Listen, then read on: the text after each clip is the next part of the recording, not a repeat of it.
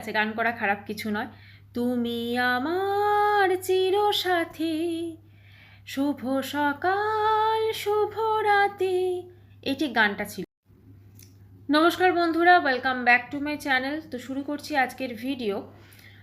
আজকের ভিডিওতে অবশ্য করে কথা বলবো প্রিয়াকে নিয়ে, এবং আজকের ভিডিওতে আরও একবার প্রমাণ করে দেবো যে প্রিয়া কত বড় মিথ্যাবাদী, কত বড় চিটিংবাজ, যে আমাদেরকে কি পরিমাণে একটার পর একটা মিথ্যা বলে যাচ্ছে। তো যাই হোক, আজকের ভিডিওটা শুরু হলো, ওর যে ব্লগটা দেখিয়েছে সেটা শুরু করেছে একটা গান দেখিয়ে, গান করতে করতে। না, গান করা খারাপ কিছু নয়, ঠিক আছে, গান করা খারাপ কিছু নয়। তুমি আমার চিরসাথী, শুভ সকাল শুভ রাতে, এইটি গানটা ছিল। এই গানটা দিয়ে ও বেডরুমের পর্দাগুলো সরাচ্ছে, আর একদম তারপরে একটা রাউন্ড দিয়ে ঠিক যেন সিনেমার হিরোইনের মতো সে ক্যামেরার সামনে ইঙ্গিত করলো। বোঝাই গেল যে ওর ব্লগটাকে পুরো সিরিয়াল বানিয়ে ফেলেছে, এবং ওর মনে হয়েছে ও যা খুশি করতে পারে, এবং সেইগুলোতে মানুষ ভিউজ দেবে, এবং সেইগুলো মানুষ দেখবে কতদিন কতদিন। ওর সমস্ত কিছু দেখে মনে হচ্ছে ওর পতন কিন্তু অনিবার্য, মানে বেশি দেরি নেই আর ওর পতনের। আজকে আমাদেরকে প্রতি মুহূর্তেও বলে ওর অভাবের বর্ণনা দিচ্ছে, তাই তো? ভীষণ অভাব, আমি ছেলের পড়াশোনার জন্য এসেছি, এই করছি সেই করছি, প্রচুর প্রচুর কথা। কোনো কথার সাথে কাজের কোনো মিল খুঁজে পাওয়া যাচ্ছে না। আজকের ভিডিওতে ওর টাইটেল ছিল যে ওর বাড়িতে একজন, শ্বশুর বাড়ি থেকে কে একজন এসেছেন, শাশুড়িমা টাইপের, আর কিন্তু ওর এত বড় একটা ভুল হলো। ভুল তো অবশ্যই অনেক কিছু করেছে, এবং আজকের ভিডিওতে আরও একবার সেটা প্রমাণিত হয়ে গেল। বেডরুমের পর ও চলে এলো ওর ডাইনিং দেখাতে, ওপেন কিচেন, ডাইনিং কাম কিচেন দেখাতে। সেই কিচেনে ওর ছেলে খাটছিল। এখন শহরে চলে এসেছে, তো শহরের ব্রেকফাস্টে অভ্যস্ত হতে হবে। আচ্ছা, তো সেই ব্রেকফাস্টে দুধ কর্নফ্লেক্স, ওরা সবাই মিলে সেটা খাবে, এবং সেটা অবশ্যই হেলদি। তো যাই হোক, ছেলেকে যখন সেখানে আদর টাদর করছে, আপনারা লক্ষ্য করেছেন কি না জানি না, ঠিক পিছনে ছিল একটা ইনভার্টার, ঠিক আছে। ইনভার্টার তো অবশ্যই মানে শহরাঞ্চলে মোটামুটি নিতেই হয় যদি পাওয়ার কাটের খুব প্রবলেম থাকে। এবারে কথা হচ্ছে, ও আমাদের কিছুদিন আগে বলল যে ওর নাকি একটা ছেলের ঘরের খাট কেনার পর্যন্ত সামর্থ্য নেই, তাহলে একটা ইনভার্টার কি করে কিনতে পারলো? এই জন্য বললাম যে কথার সাথে কাজের কোনো মিল নেই। ও যে কথাগুলো আমাদেরকে বলে বা ব্লগে বলে, ও পরে নিজে ভুলেই যায় ও কি বলেছে। এই যে আজকে যখন ভিডিওটা শুরু করলো গান গেয়ে একদম ঘুরে নেচে, কে বলতে পারবে বলুন তো যে ও দুদিন আগেই যে ব্লগটা আমাদের দিয়েছে বা একদিন আগে একদম পেট ব্যথার যন্ত্রণায় ও শুয়ে পড়ছিল, অথচ বাইরে গিয়ে দেখুন লাফাচ্ছে ঝাপাচ্ছে, শপিং করছে, তার কোনো লেশই নেই। এখন তো প্রতিদিন শপিং, ঠিক আছে। ব্যাংকে যদি গচ্ছিত টাকা থাকে তাহলে কি সত্যি, মানে কি বলবো, নিজেদের তো পরিশ্রম করে ওই টাকাটা উপার্জন করতে হয়নি, তাই না? ওর একটা শর্টস দেখলাম, সেই শর্টসে ও ছেলেকে ব্রেড দিয়ে ওই চিজ স্লাইসগুলো কিনেছিল সেটা দিয়ে স্যান্ডউইচ করে দিচ্ছে। তো স্যান্ডউইচ করার সময় যে ব্রেডের যে চারপাশটা, ওটা অনেকে বাদ দিয়ে দেন, যে ব্রাউন পোর্শনটা থাকে, ওটা বাদ দেওয়ার একটাই কারণ যে ওটা থেকে অনেক সময় ওটা হজম হয় না, এবং ওটা অ্যাসিডিটি হয়, সেই জন্যই ওটা বাদ দিয়ে দেওয়া হয়, ঠিক আছে।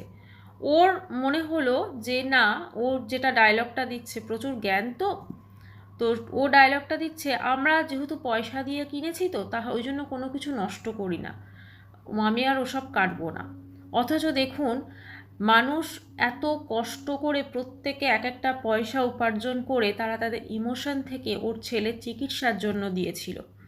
সেই পয়সাগুলো যখন ওরা ফেরত চেয়েছিল কেউ না কেউ, তাদের সঙ্গে কীরকমভাবে ও মিসবিহেভ করেছিল, তাদেরকে ভয় দেখিয়েছিল, এমনকি এটাও বলেছিল যে তোমরা এসো টাকা চাও, এবং সেই টাকাটা আমি স্ক্রিনশট সমেত আমার ব্লগে দেখাবো, বা ওই স্ক্রিনশটটা আমি শেয়ার করব যে আমি তোমাদের টাকাটা ফেরত দিয়েছি। কতটা ব্ল্যাকমেল করেছিল। আজও ও প্রত্যেককে কিন্তু টাকা ফেরত দেয়নি, টাকা ফেরত দেয়নিও। অনেকে যারা বড় বড় অ্যামাউন্ট দিয়েছিল 25,000 টাকা 30,000 টাকা, তারা কিন্তু ফেরত নিয়েছে ওর কাছ থেকে, এবং সেটাও কিন্তু ও ভিডিওতে যখনই ফেরত চেয়েছে তখনই কিন্তু ইমিডিয়েট বেসিসে ভিডিও করে সেটা কিন্তু বলেছে। আজকে তুমি ছেলের চিকিৎসার বিএমটি করাবে বলে তুমি সেইটা টাকাটা নিয়ে তুমি চিকিৎসা করালে না, ওকে তুমি অন্য চিকিৎসা করাচ্ছ, তাহলে তুমি টাকাগুলো কেন দর্শকদের ফেরত দাওনি? যারা প্রত্যেকটা ইমোশন দিয়ে, প্রত্যেকের কাছেই পয়সার দাম আছে, ওই পয়সাটা প্রত্যেকেই মেহনত করে কামিয়েছে, প্রত্যেকেই যথেষ্ট পরিশ্রম করে সেইটা উপার্জন করেছে, সেই ভালোবাসাটা তোমার ছেলের জন্য দিয়েছিল। প্রত্যেকে প্রত্যেকে সেই ভালোবাসাটা তোমার ছেলের জন্য দিয়েছিল, আমিও দিয়েছিলাম, সেই ভালোবাসাটা ছেলের জন্য দিয়েছিল। কিন্তু সত্যিই কি সেগুলো ছেলের চিকিৎসাতে খরচ হলো, যে চিকিৎসার জন্য দেওয়া হয়েছিল? আজকে তো এখন তো দেখি ছেলের চিকিৎসা ওই পুনার বলে দিল একবার, তারপরে আর কোনো কিছু সেরকমভাবে আমরা খুব একটা দেখি না ওষুধ খাওয়ানো ছাড়া। তার মানে বোঝাই যাচ্ছে ওর ছেলের যে অসুখটা আছে সেইটার পার্সেন্টেজ কত আমি এক্স্যাক্টলি জানি না, তবে মনে হচ্ছে খুব একটা সিরিয়াস কিছু নয় বোধহয়, তাই না? মানে যদি ভীষণ সিরিয়াস হতো, যদি বিএমটি করাতেই হতো, তাহলে তার মা বাবা যাদের বাড়িতে গাড়ি আছে, যারা মাস গেলে লক্ষ লক্ষ টাকা আর্নিং করে, হ্যাঁ, যেটা ও নিজেই আগের ভিডিওতে বলেছে, যেমন তেমন করে হোক রিমি রূপার মতো মানুষজন যখন করাতে পেরেছে লোকের বাড়ি কাজ করে, এরা কিন্তু করিয়েই ছাড়তো। প্রতিটা মুহূর্তে ছেলের অসুস্থতাটাকে পর্যন্ত বিক্রি করেছে এমন মা, সেই বিক্রি করে সেইখান থেকে টাকা নিয়েছে, এটা তো সবাই দেখেছি আমরা, তাই তো আজকে চিটিং বা চাক্ষা পেয়েছে। আজকে যারা ওকে টাকা দিয়েছিল ম্যাক্সিমাম কিন্তু ওর কাছ থেকে ফেরত চেয়েছে, ঠিক আছে, কিন্তু ও সেগুলো দেয়নি। খালি আচ্ছা, ও যে এত কথা বলে, আজকের ভিডিওতেও কিন্তু ও বলেছে যে আমি জীবনে একটাই ভুল করেছি, আমার এই 27 বছর বয়স পর্যন্ত, ওর বয়স নাকি 27 বছর, 27 বছর বয়স পর্যন্ত আমি একটাই ভুল করেছি, আমি ছেলে চিকিৎসার জন্য দুহাত পেতে টাকা চেয়েছি। সত্যিই তো, তুমি চেয়েছো যেমন টাকা, ভুল করেছো, দর্শকরা যারা ভিউয়ার্সরা বোকা হয়ে গিয়ে তোমাকে দিয়েছে, তাদের মাথায় তুমি টুপি পরিয়েছো, তারা আরও বেশি ভুল করেছে তোমার মতো একটা চিটিংবাজকে বিশ্বাস করে। এবং শুধু তাই নয়, মানে টাকা পয়সাগুলো কতটা এক্স্যাক্টলি উঠেছে, ও যে এত কথা বলছে, ওর কি সত্যি হিম্মত আছে যে ও ব্যাংকের যে স্টেটমেন্টটা আছে, ও তো বলেছিল ছেলের চিকিৎসার টাকাটা শুধুমাত্র জন্য শুধু একটা আলাদা ব্যাংক অ্যাকাউন্ট ক্রিয়েট করা হয়েছে, তাহলে সেই ব্যাংকের অ্যাকাউন্টের ও স্টেটমেন্টের ডিটেলস দেখাতে পারবে এক্স্যাক্টলি কত টাকা উঠেছিল এবং কত টাকাও ফেরত দিয়েছে, কত টাকা কাকে দিয়েছে, সেই স্টেটমেন্টটা কিন্তু দেখাতে পারবে? কখনো পারবে না, কারণ যে টাকাটাও বলেছে 12 লক্ষ না তত, তার থেকেও অনেক বেশি টাকা উঠেছিল, দেশ বিদেশ থেকে টাকা এসেছিল। এই যে মানুষের ইমোশনটা নিয়ে খেলেছে না, এইটাতে ওর মানুষজনের কাছ থেকে বিশ্বাসটা হারিয়ে ফেলেছে। তারপরে আমরা ওর একের পর এক বিজনেসটাকেও দাঁড় করিয়েছে, তারপরে দেখেছি এই একের পর এক আমরা দেখেছি ও যেভাবে টাকা খরচ করেছে। আজকেও বলছে ওই পাউরুটিটা সাইডটা নাকি কাটা যাবে না, মানে সেটাতে নাকি পয়সা, মানে আমরা কষ্ট করে পয়সা দিয়ে কিনেছি বা আমরা মোটা চাল খাই। আপনারা যদি একটু মনে করে দেখেন, ওই বিএমটির টাকাটা তোলার 1-2 মাসের মধ্যেই যখন ও ক্লিয়ারও করে দিয়েছে আর করাবে না ছেলে চিকিৎসা, তারপরেই হোলি সেলিব্রেশন হয়েছিল এবং সেখানে ও এত এত পরিমাণ কাজু দিয়ে ওই ভাং তৈরি করেছিল, সেটা কিন্তু আমাদেরকে দেখিয়েছিল এবং সেই ভিডিওটা কিন্তু এখনও চ্যানেলে আছে। তার মানে তো এটাই বলবো না যে ওই টাকা পয়সাটাও কোত্থেকে এসেছিল। আচ্ছা, ও বলছে যে সবাই নাকি বলছে যে ওর ছেলের চিকিৎসার টাকা থেকে সব কিছু হচ্ছে। তোমার যা একজন যে প্রতি মাসে যার ওয়াইটি থেকে, ইউটিউব থেকে, যার ফেসবুক থেকে, যার প্রমোশনাল ভিডিও আছে, যার শাড়ির বিজনেস আছে, সেই মায়ের ছেলের চিকিৎসা তো সে নিজেই করাতে পারে, তার কেন বা মানে আলাদা কোনো মানুষের হেল্পের প্রয়োজন আছে? আজকে এর প্রত্যেকটা মানুষই যখন যারা করছে, এর যখন ছেলে এতটাই অসুস্থ, অবশ্যই এর নিশ্চয়ই কোনো মেডিকেল ইন্স্যুরেন্স বা এগুলো কিছু করা আছে, নিশ্চয়ই আছে, ডেফিনেটলি আছে। প্রত্যেকটা জায়গায় সুবিধা থাকে সেগুলো, আর এদের তো আরও বেশি করে করা উচিত, তাহলে সেখান থেকে তো নিশ্চয়ই একটা টাকা অ্যামাউন্ট হেল্প পাবে। এইভাবেই তো যারা আজকে তো একা ওর ছেলে এই রোগটায় অসুস্থ নয়, আরও হাজার হাজার মানুষ অসুস্থ, তা প্রত্যেকেই কি এরকম ওয়াইটি যাদের নেই তারা কি করাচ্ছে না বিএমটি?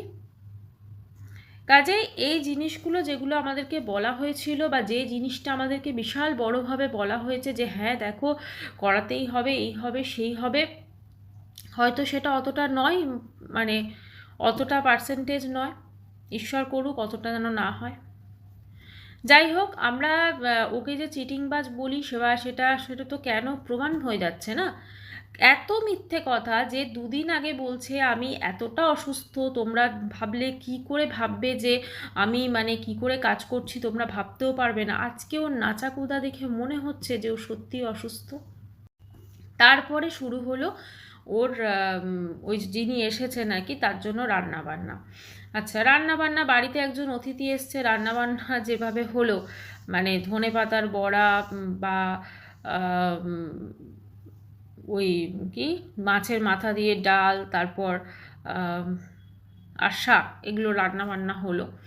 আচ্ছা, ওর ছেলে যেভাবে ধরুন একটা অসুস্থ এত, প্লাস ও তো নিজে অসুস্থ যেভাবে বলছে, আমি বলছি না যে যারা অসুস্থ হয় তাদের প্রত্যেককেই একদম পুরো সব কিছু একদম ডায়েটে থাকতে হবে, কিন্তু কোথাও না কোথাও তো একটা খাওয়া দাওয়ার মধ্যে একটা ব্যালেন্স প্রয়োজন না ঠিকঠাকভাবে। মানে এতটা রিচ খাওয়া দাওয়া কি সত্যি চলে?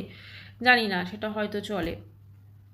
যাই হোক, সেই খাওয়া দাওয়ার পর তারপরে যিনি এসেছিলো তারা খেয়ে দিয়ে মনে হলো তারা শাড়ি ফাড়ি নিতে এসেছিলো বোধহয়, ওদের কাছে ওই হোলসেল যে শাড়ি ফাড়িগুলো বিজনেস করছে এখন। তো তারপরে চলে গেল, তারপরে সন্ধেবেলা প্যান্ট শার্ট পরে সে বেরিয়ে গেল শপিং মলে শপিং করতে। ঠিক আছে, আবার কিছুদিন আগে দেখুন গেছিলো কসমোবাজার, আবার সেখানে শপিং করতে গেল, যেমন যায় আর কি, যেমন আমরা সৌমালি ব্লগ দেখি ঠিক সেরকমভাবে এরাও শুরু করেছে। এবং সেখানে গিয়ে শপিং করলো প্রচুর। আচ্ছা, ও মানে অভ্যাসবশত বলে দিচ্ছে ডিব্বার ইয়েটা, তারপর বলছে না না কন্টেনার।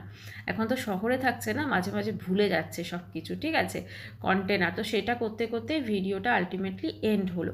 তবে একটাই বলবো যে এ যেটা শুরু করেছে, খুব তাড়াতাড়ি এর পতন মানে একদম অপরিহার্য, হতেই হবে। কারণ একটা কথা আছে, অহংকার পতনের মূল। মানুষের এত অহংকার, একে তো এতটা মানুষের কাছ থেকে লাখ লাখ টাকা নিয়ে তারপরে তাদেরকে ফেরত না দেওয়া। এমনও হতে পারে যারা হয়তো ওকে টাকা দিয়েছে তাদের আর্থিক অবস্থা হয়তো ওর থেকেও খারাপ, ওর থেকেও খারাপ, শুধুমাত্র মনের তাগিদে ভালোবাসার স্বার্থে ও টাকাটা দিয়েছে। তাই ওর উচিত ছিল যখন ও বিএমটি করাচ্ছে না সেই টাকাটা প্রত্যেকে যে হিস্ট্রিটা ছিল তাদেরকে ফেরত দেওয়া, তারপরে তারা কাকে দান করতো না করতো সেটা তার ব্যাপার। যাই হোক, ও টাকাটা নিয়ে যেভাবে নয় ছয় করেছে, বা এখনও তো নয় ছয় কেন, এখনও তো নিশ্চয়ই গচ্ছিত অর্থ আছে, তাই তো এত ল্যাভিশলি এরকম সমস্ত কিছু লাইফস্টাইল লিড করতে পারছে, তাই না? এখন তো আর খামার বাড়ির কোনো কথা বলে না। ও সেদিনকে বলেছে খামার বাড়িতে নাকি ভুট্টা চাষ হচ্ছে, তারপর ভুট্টা ফুট্টা চাষবাস কিন্তু আমাদের আর দেখায়নি। তো ওর কোনো কথার সাথেই কিন্তু কাজের কোনো রকম মিল নেই। মানে এখন আমরা ওর যেটা লাইফস্টাইল দেখি, এতটা মানে তড়িঘড়ি সমস্ত কিছু সিদ্ধান্ত, এতটা তড়িঘড়ি, এতটা মানে কি বলবো, আগুছলো সব কিছু। কোনো কিছু ওর মাথার মস্তিষ্কের মধ্যেও বোধহয় এরকম চিন্তাভাবনাগুলো আগুছলো থাকে, তাই জন্য সেগুলো কাজেও সেভাবে প্রমাণিত হয়।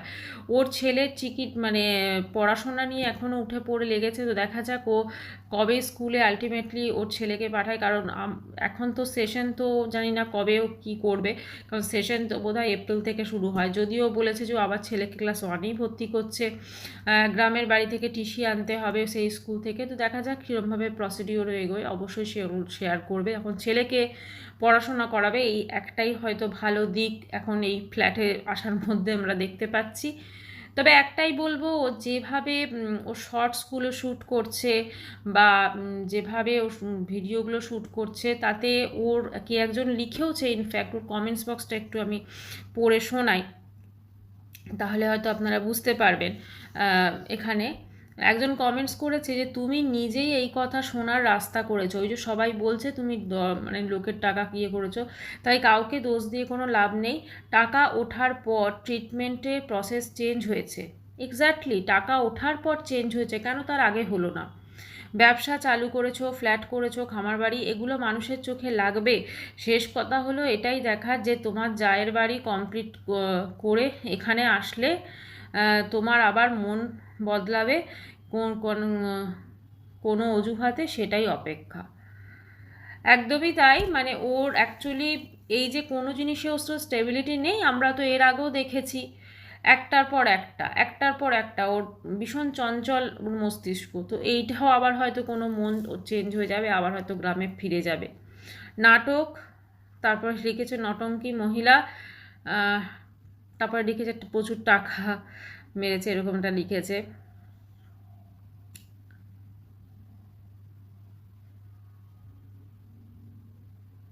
আচ্ছা, ওর বাড়িতে যারা এসছিল অনেকে লিখেছেন মাছ মাংস না হলে ডিমের কারি দিয়ে দিতে পারতে, এটা অনেকে লিখেছে।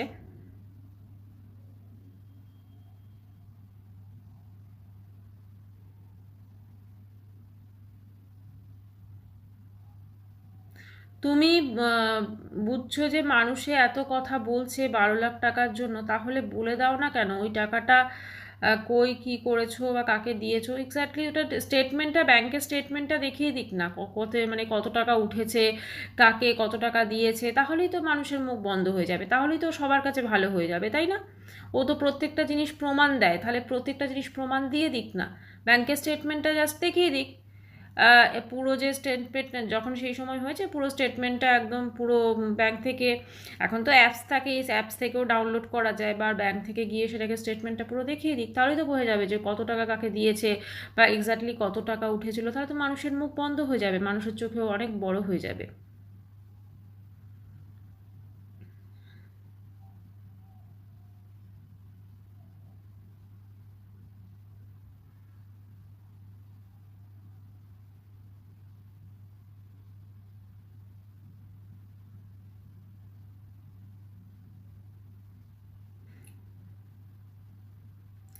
আর একজন লিখেছে ওর নাম দিয়ে তুমি সিরিয়ালে নাম দিয়ে দাও। সত্যি তো ভীষণ, এখন তো অ্যাক্টিং হয়ে গেছে না, দারুণ অ্যাক্টিং করে নাম করতে পারবে। আর তোমার বয়স তো 28-এর বেশি বলছো, তাহলে 12 কি 13 বয়স হবে। তো যাই হোক, এটাই হচ্ছে মানে ভীষণ উঠছে, ভীষণ ওর মানে অ্যাকচুয়ালি তো সিরিয়াল হয়ে গেছে না ও সব কিছু।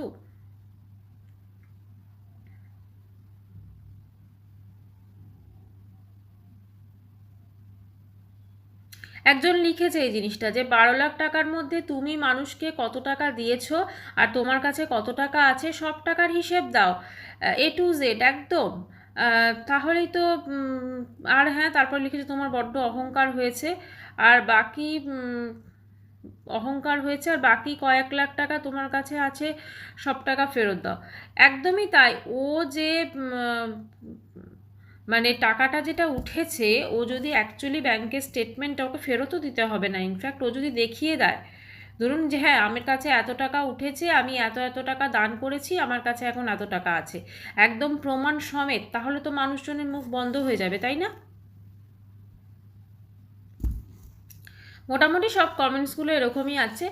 একটাই বলবো যে এই প্রিয়া কিন্তু একদিকে মানে আমাদেরকে না চোখ খুলে দিয়েছে। কারণ এর আগে কি হতো, আমরা ধরুন ওয়াইটিতে এরকম দেখলেই আমরা হেল্প করে দিতাম সব কিছু, কিন্তু এ কিন্তু চোখটা খুলে দিয়েছে যে টাকা নিয়ে কিভাবে নয় ছয় হতে পারে।